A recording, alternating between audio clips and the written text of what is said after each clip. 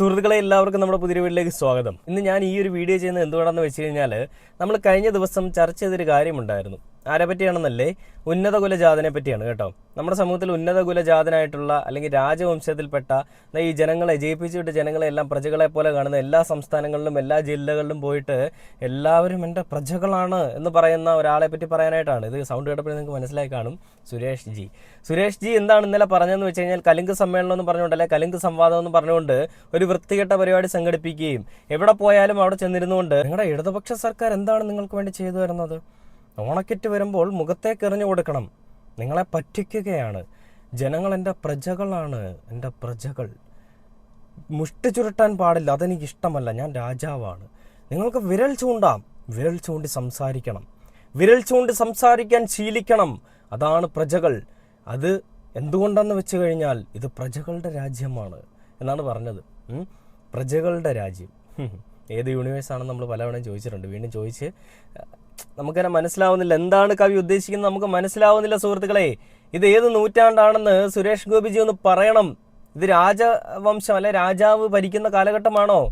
ആണെങ്കിൽ അറിഞ്ഞില്ല, ആരും പറഞ്ഞില്ല എന്നേ ഞങ്ങൾക്ക് പറയാനുള്ളൂ.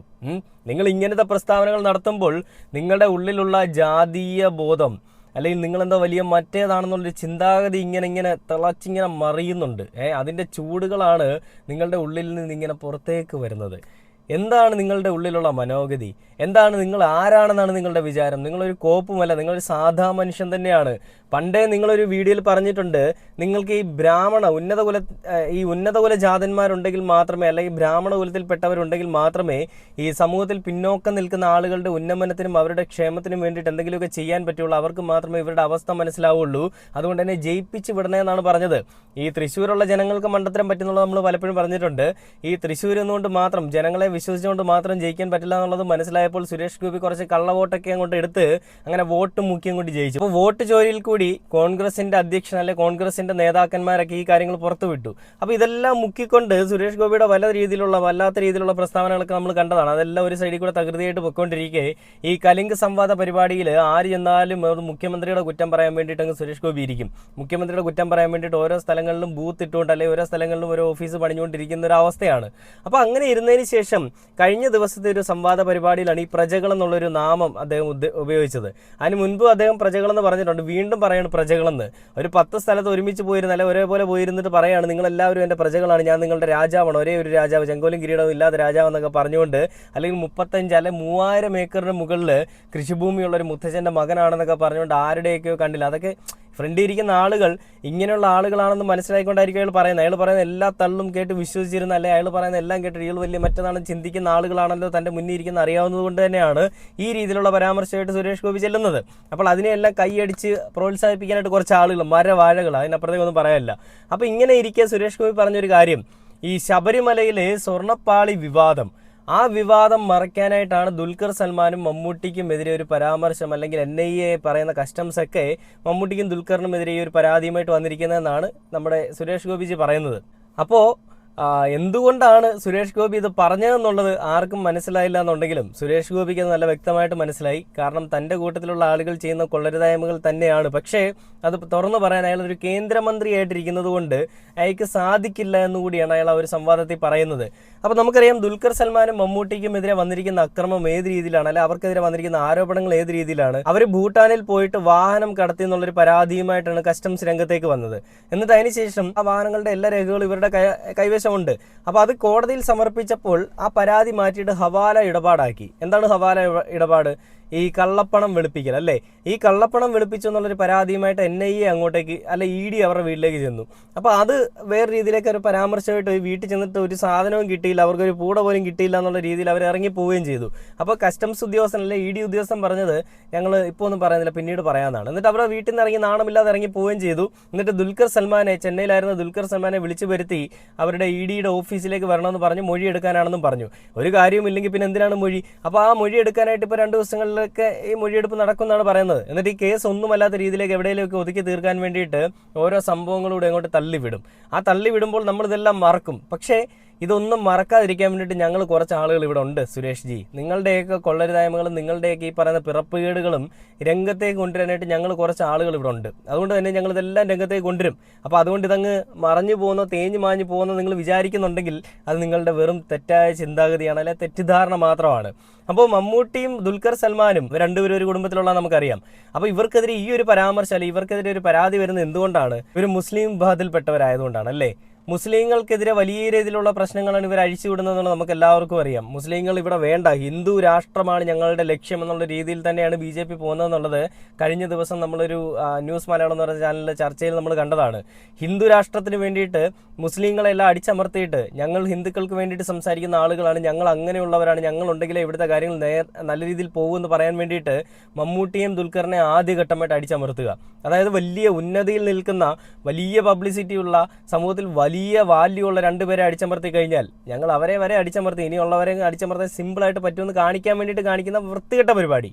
അപ്പോൾ ആ പരിപാടി തന്നെയാണ് ഈ സുരേഷ് ഗോപി പറയുന്നത്. സുരേഷ് ഗോപി പറഞ്ഞത് ഇത് ചെയ്യുന്നത് സ്വർണ്ണക്കടത്ത് മറയ്ക്കാൻ വേണ്ടിയിട്ടാണെന്നാണ് പറയുന്നത്. പക്ഷേ സുരേഷ് ഗോപിയുടെ ഉള്ളിൽ കേരള ഗവൺമെൻറ്റിൻ്റെ അടുത്ത് നല്ല രോഷമുണ്ട്. പക്ഷേ ഇത് കേരള ഗവൺമെൻറ്റിൻ്റെ ഭാഗത്തു നിന്നാണോ ഈ സ്വർണ്ണ കടത്ത് വന്നതെന്നുള്ളത് നമ്മൾ ചിന്തിക്കണം. കാരണം ആ സമയത്ത് ഈ UDF ആയിരുന്നു അവിടെ ഭരിച്ചുകൊണ്ടിരുന്നത്. അപ്പോൾ അവരിരിക്കുന്ന സമയത്താണ് സാധനം പോയത്. എന്നാലും കേരള ഗവൺമെൻറ് അറിഞ്ഞില്ല എന്ന് പറയുമ്പോൾ അതിലും എന്തൊക്കെയോ ക്രമക്കേടുകളുണ്ട്. അതൊക്കെ എന്തായാലും വരും ദിവസങ്ങളെ അറിയാം. പക്ഷേ അതും ഇതുമായിട്ട് ബന്ധമില്ല. ഈ ഒരു വിഷയം പറയുമ്പോൾ സുരേഷ് ഗോപി അറിയാതാണെങ്കിലും വായിൽ നിന്ന് വീണുപോയി. ഇത് മറയ്ക്കാൻ വേണ്ടിയിട്ടാണ് ഇവർ ചെയ്തത്. അപ്പോൾ ഇവർക്കും അതിനകത്ത് എന്തോ പങ്കുണ്ടെന്നാണ് നമ്മൾ മനസ്സിലാക്കുന്നത്. അപ്പോൾ സുരേഷ് ഗോപിയുടെ ഒരു വാർത്ത ഏഷ്യാനെറ്റ് ന്യൂസ് വന്നതാണ്. കാർ കള്ളക്കടത്തിലെ പരിശോധന സ്വർണ്ണപ്പാളി വിവാദം മറിക്കാനാണെന്ന് സുരേഷ് ഗോപി, നോൺസെൻസ് എന്ന് ദേവൻ. അപ്പോൾ നമുക്ക് ആ ഒരു വാർത്ത കണ്ടു നോക്കിയിട്ട് ബാക്കി വീഡിയോയിലേക്ക് വരാം. സുരേഷ് ഗോപി വീണ്ടും വെട്ടി.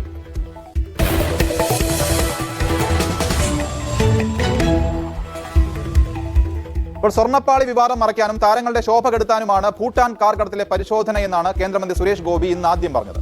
പ്രസ്താവന കേന്ദ്ര ഏജൻസികൾക്കെതിരെയാണെന്ന് തിരിച്ചറിഞ്ഞതോടെ പിന്നീട് മാധ്യമങ്ങളെ പഠിച്ചും കേന്ദ്രമന്ത്രി മലക്കം പറഞ്ഞു. സുരേഷ് ഗോപി ആദ്യം പറഞ്ഞതും പിന്നീട് തിരുത്തി പറഞ്ഞതും കേട്ടുവരാം. എനിക്കറിയത്തില്ല, സ്വർണത്തിന്റെ വിഷയം മുക്കാൻ വേണ്ടിയാണോ സിനിമാ രംഗത്തേക്ക് രണ്ടുപേര് വീണ്ടും ത്രാസിൽ കയറ്റി അളക്കാൻ കേരള ജനതയ്ക്ക് വിട്ടുകൊടുത്തിരിക്കുന്നത്? അതിനെ സംബന്ധിച്ച് NIA, ED എല്ലാം പരിശോധിക്കുകയും അന്വേഷിക്കുകയും വളരെ വളരെ ഇന്റൻസിഫൈഡ് ആയിട്ടുള്ള ഒരു ഇൻവെസ്റ്റിഗേഷൻ നടക്കുന്നത് കൊണ്ട് കേന്ദ്ര മന്ത്രിസഭയിൽ ഇരുന്നു കൊണ്ട് ഞാൻ അതിനെക്കുറിച്ചൊന്നും പറയാൻ പാടില്ല. എങ്കിലും ഈ സർക്കാരിനെ ബാധിക്കുന്ന വിഷയങ്ങൾ വരുമ്പോൾ തിളക്കമുള്ളവരെ മലിനപ്പെടുത്തുക, കളങ്കപ്പെടുത്തുക എന്ന് പറയുന്ന പ്രക്രിയ മാത്രമാണ് പോലീസിനെ ഉപയോഗിച്ച് നടന്നുകൊണ്ടിരിക്കുന്നത്. ഇനിയും വരും കഥകൾ. അടിച്ചുമാറ്റൽ ഒരു വശത്തൂടെ നടക്കുന്നുണ്ട്. ഇതിൽ സുരേഷ് ഗോപി പറയുന്നത് കേന്ദ്രത്തിൽ ഇരുന്നുകൊണ്ടല്ലേ, കേന്ദ്ര അധ്യക്ഷ സ്ഥാനത്ത് ഇരിക്കുന്നത് കൊണ്ട്, കേന്ദ്രമന്ത്രിയായിട്ട് ഇരിക്കുന്നതുകൊണ്ട് എനിക്ക് ഇതിനെതിരെ ഒന്നും പറയാൻ പറ്റില്ല, ഇത് എന്തായാലും രംഗത്തേക്ക് വരട്ടെ എന്നാണ് പറയുന്നത്. അപ്പോൾ അയാൾക്ക് തന്നെ അറിയാം എന്താണ് അവിടെ സംഭവിച്ചിരിക്കുന്നത് എന്നുള്ളത്. അപ്പോൾ ഈ കാര്യങ്ങളിൽ പിന്നീട് ഈ പ്രശ്നങ്ങൾ ഉണ്ടായതിനു ശേഷം സുരേഷ് ഗോപി മലക്കം മറിഞ്ഞുകൊണ്ട് മാധ്യമങ്ങളെ പഴിചാരുന്ന, അല്ലെങ്കിൽ ആ രീതിയിലേക്ക് സംസാരിക്കുന്ന ഒരു സംസാര ശൈലി വേറൊരിടത്ത് പോയപ്പോൾ സംഭവിക്കുകയുണ്ടായി. അതിനുശേഷം ദേവൻ എന്നും പറയുന്ന ഒരു വ്യക്തിയുണ്ട്. അയാളും പറയുന്നത് ഇതൊക്കെ മറയ്ക്കാൻ വേണ്ടിയിട്ട് മാധ്യമങ്ങളെ ഉപയോഗിച്ചുകൊണ്ട് കേരള ഗവൺമെൻറ് കളിക്കുന്ന കളിയാണെന്ന് അപ്പാടെ മാറ്റി. അതായത് സുരേഷ് ഗോപി പറഞ്ഞത് കേന്ദ്ര ഏജൻസികളുടെ ഒരു ടീം തന്നെയാണ് NIA, അതേപോലെ ED, അതേപോലെ കസ്റ്റംസിലൊക്കെ ഇരിക്കുന്നത്. അവിടെ വെച്ച് അത് പറഞ്ഞിട്ട് കേന്ദ്ര ഏജൻസികൾ തന്നെയാണ് അവർക്ക് എന്തോ തെറ്റുപറ്റിയെന്ന് പറഞ്ഞിട്ട് പിന്നീട് അവിടെ ചെന്നപ്പോൾ അപ്പാടെ മാറ്റിക്കൊണ്ട് മാധ്യമങ്ങളെ കുറ്റം പറയുന്ന രീതിയിലേക്ക് പോയി. ഇത് രണ്ട് ആണ്, ഞാനത് പറയുന്നില്ല. അപ്പോൾ നമുക്ക് ആ ഒരു വാർത്തയോടെ കണ്ടുപോകാം. ആ അടിച്ചുമാറ്റൽ എന്ന് പറയുന്നത് വല്ലാണ്ടങ്ങ് ആളി പടരുമ്പോൾ അതിനകത്ത് വെള്ളം ഒഴിക്കാൻ വേണ്ടി സിനിമാക്കാരാണ് യുവാക്കളെയൊക്കെ കൊണ്ടുചെന്ന് അവര് എന്ത് വിഷയത്തിനാണ് കുടുങ്ങിയിരിക്കുന്നതെന്ന് അറിയത്തില്ല, അത് അവർ പറയും. പക്ഷെ അത് വാർത്തയാക്കി സർക്കാരിനെയും സർക്കാരിന്റെ മോഷണ കുറ്റങ്ങളെയും ഒക്കെ കുടപിടിക്കുകയോ മറപിടിക്കുകയോ ഒക്കെ ചെയ്യുന്ന തരത്തിൽ സിനിമാക്കാരെ ദ്രോഹിക്കുന്നതും വാർത്താ ചാനലുകൾ.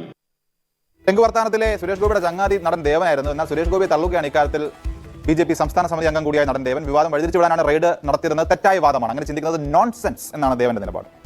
എനിക്കത് തോന്നുന്നില്ല. അത് സുരേഷ് ഗോപിയുടെ അഭിപ്രായങ്ങളായിരിക്കാം. സാംസ്കാരികമായി തന്നെ വലിയ മോശം നാണക്കേട് ഉണ്ടാക്കുന്ന ഒരു ഇഷ്യൂ കേരളത്തിനെ സംബന്ധിച്ചിടത്തോളം അത് നാട്ടിൽ പുറത്തുള്ള ആൾക്കാർക്ക് കളിയാക്കാൻ പറ്റുന്ന ഒരു സംഭവം, ഒരു കള്ളക്കടത്ത് ഉണ്ടായിട്ട് അതിനെ ഈ മമ്മൂട്ടിയുടെ വീട്ടിൽ റെയ്ഡ് അല്ലെങ്കിൽ ദുൽഖർ സൽമാന്റെ വീട്ടിൽ റെയ്ഡ് എന്ന് പറഞ്ഞിട്ട് മാറ്റാൻ വേണ്ടിയിട്ട് അതിന്റെ പോകുന്നവരാണോ മീഡിയ? ഒരിക്കലുമില്ല, നെവർ. കസ്റ്റംസും EDയും സംസ്ഥാന സർക്കാരിന് കീഴിലല്ല, നല്ല ഒന്നാം തരം കേന്ദ്ര ഏജൻസികളാണ്. ഇപ്പോൾ ശബരിമല വിവാദങ്ങളുടെ ശ്രദ്ധ തിരിച്ചുവിടാൻ ഭൂട്ടാൻ കാർ വിവാദം കൊണ്ടുവന്നു എന്ന് പറയുമ്പോൾ പിണറായി സർക്കാരെ രക്ഷിക്കാൻ മോദിയും അമിത്ഷായും കരുതിക്കൂട്ടി. കണ്ടില്ലേ, സുരേഷ് ഗോപി പറഞ്ഞതിനെ അപ്പാടെ തള്ളിക്കൊണ്ടാണ് ദേവൻ സംസാരിക്കുന്നത്. ഈ കാര്യങ്ങളിൽ സുരേഷ് ഗോപി സംസാരിച്ചു, ദേവൻ സംസാരിച്ചു, എന്നിട്ട് മോഹൻലാൽ സംസാരിച്ചില്ല. അപ്പോൾ മോഹൻലാലും ഈ പറയുന്ന സംഘിമെഴുകളിൽ ഇരയാക്കപ്പെട്ട ഒരു വ്യക്തിയാണോ, അല്ലെ സംഘിക്കുട്ടന്മാരുടെ കൂട്ടത്തിൽ ഇരിക്കുന്ന ഒരു വ്യക്തിയാണോ എന്നുള്ളത് നമ്മൾ ഇനിയും മനസ്സിലാക്കേണ്ടിയിരിക്കുന്നു. എന്തിനാണെങ്കിലും നമ്മൾ ഇത് പറയുമ്പോൾ പൊങ്കാലയുടെ ആളുകൾ വരും. പക്ഷേ സത്യം എന്താണെന്ന് നിങ്ങളൊന്ന് മനസ്സിലാക്കി നോക്കിയാൽ എല്ലാ കാര്യങ്ങളിലും അങ്ങോട്ടും ഇങ്ങോട്ടും തോളോട് തോൾ ചേർന്ന് നിൽക്കുന്ന രണ്ട് പേർ, അവർക്കൊരു വിഷയം, ഒരാൾക്കൊരു വിഷയം ഉണ്ടാകുമ്പോൾ കൂടെ നിൽക്കുന്നില്ല എന്നുണ്ടെങ്കിൽ അവിടെയും നമ്മൾ കാണുന്ന ഈ ജാതി മത വ്യത്യാസം തന്നെയാണ്, അല്ലെങ്കിൽ സംഘികളുടെ മെഴുകൽ ഇരയാക്കപ്പെട്ട ഒരു അടിമയെ തന്നെയാണ്. അപ്പോൾ ഈ വിഷയങ്ങൾ എന്തായാലും പുറത്ത് വരട്ടെ. സുരേഷ് ഗോപിയുടെ ഉള്ളിലുള്ള മണ്ടത്തരം പുറത്തു വന്നു. അപ്പോൾ ഇവർ പറയുന്നത് കേന്ദ്ര ഏജൻസികൾ ചെയ്ത കൊള്ളരുതായ്മകൾ മറയ്ക്കാൻ വേണ്ടിയിട്ട് തന്നെയാണ് ദുൽഖറിനെയും അതേപോലെ തന്നെ ഈ മമ്മൂട്ടിയൊക്കെ കൊടുക്കാനായിട്ട് ശ്രമിക്കുന്നതെന്നാണ്. പിന്നെ അപ്പാടെ ആ വിഷയം മാറ്റുന്നുണ്ട്. എന്തിനാണെങ്കിൽ സുരേഷ് ഗോപിയുടെ ഉള്ളിലുള്ള വിടുവായത്തരം പലപ്പോഴും പുറത്ത് വന്ന് രാജാവിൻ്റെ ചിന്ത എന്താണെന്നും ബുദ്ധി എന്താണെന്നും വിവരം എന്താണെന്നും ജനങ്ങൾക്കെല്ലാം മനസ്സിലായെന്ന് ഞാൻ വിശ്വസിക്കുന്നു. അപ്പോൾ ഇത്രയേ ഉള്ളൂ ഇന്നത്തെ വീഡിയോ.